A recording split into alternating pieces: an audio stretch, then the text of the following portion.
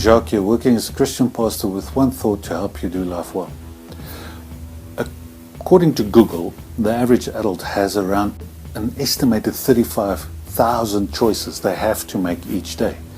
If you break down just how an ordinary day looks, that is a staggering amount of choices that we have to make. There are however, certain choices we have no say.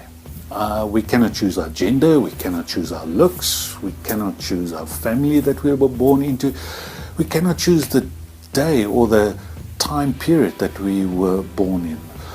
All these things are crucially important in our lives, but they are things that we have no control over. All we can do is live in response to these realities. Now let's take me for instance.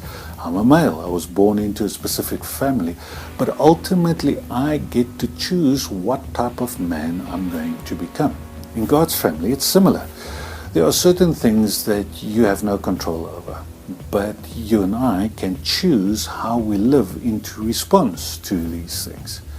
When Jesus preached his first recorded sermon, he said something that is absolute, but which invites us into a response.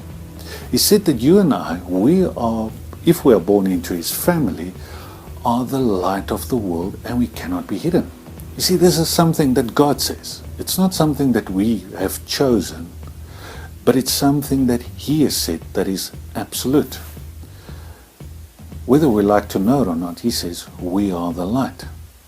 What we can do is in response to this absolute truth that he says, is to decide what kind of light do we want to be. You see, a light brings clarity. It enables people to see, and it emanates or radiates from a particular source. It never announces its arrival. It's just a thing that enables everybody to see.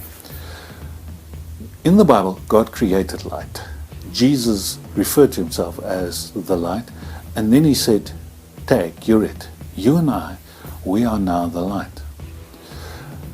By being who we are, children of God, we enable people to see. People might not like what they see, but God says, because you and I are there, people will ultimately see him.